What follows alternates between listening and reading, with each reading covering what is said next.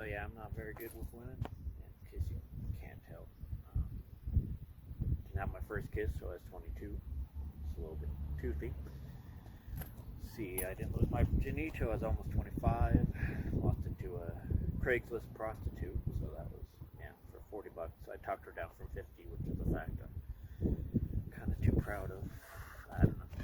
I've never really even had a real girlfriend. I had one for like, I don't know, like half an hour when I was a kid. I was like 10 or 11. My sister had some friends over. One of them I actually did have a crush on, who was kind of cute at the time. Um, she said something about, jokingly, about how we're dating now, I guess, and I kind of just, being awkward then and now, I kind of just agreed. So I inadvertently dated her for a while until she broke up with me for not paying attention to her. And I went back to playing with my Star Wars action figure and not paying attention to her. Yeah. Still not very good with women. Like a couple years ago, I met this girl for comedy, friend of a friend or whatever.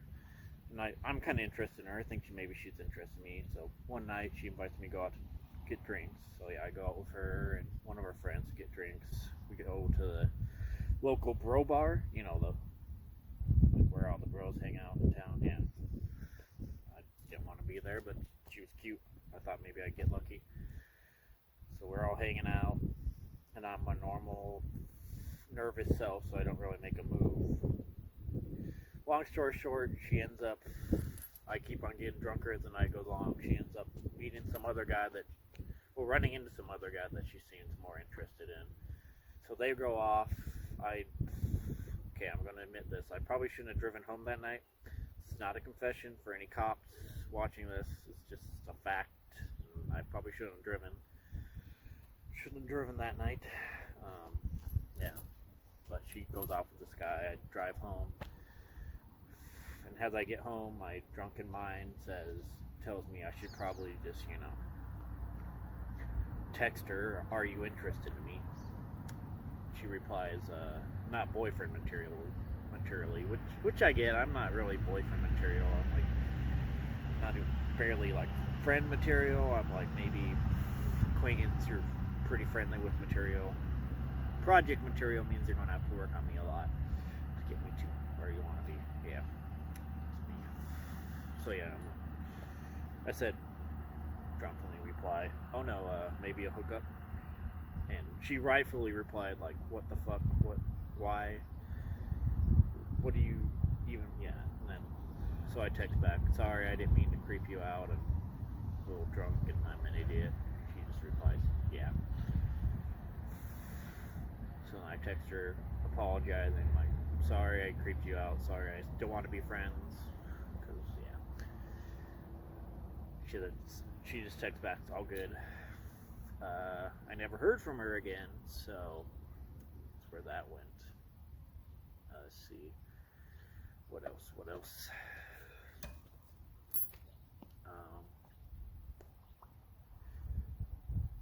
Here's another example of how not smooth I am. There's a different girl I was interested in. I used to work with her. I thought she might be interested in me. She laughed at a lot of my jokes, which are not up to the caliber they are now, obviously. So I start kind of trying to hang out with her, invite her out to some comedy shows. I invited her out one night to a comedy show, but I guess she got drunk or something and she forgot to come. But as I'm getting off stage, I'd just gone on. She texted me asking if I'd gone yet. I just told her I'd gone, and then she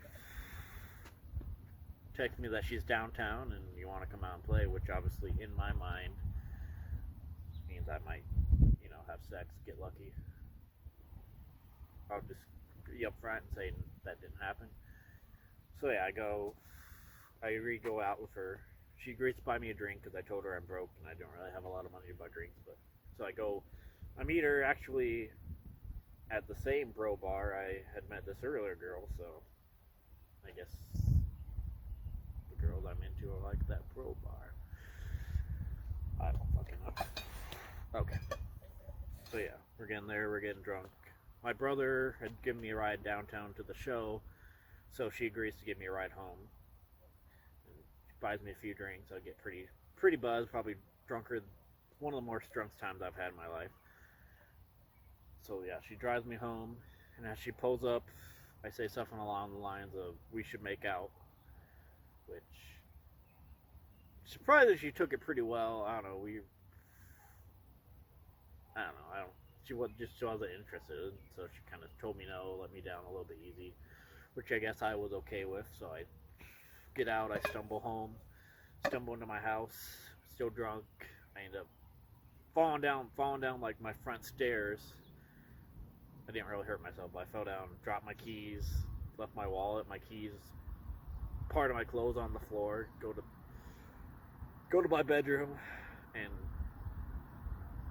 as I'm about ready to drunkenly fall asleep, I decide to text her, "Hey, it was fun hanging out. We should hang out again. I'm gonna fuck you eventually." We didn't, but she was kind of flattered.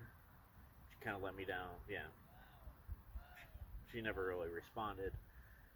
Uh, yeah, she ended up moving to LA. It's just another embarrassing story in my love life. So there's that.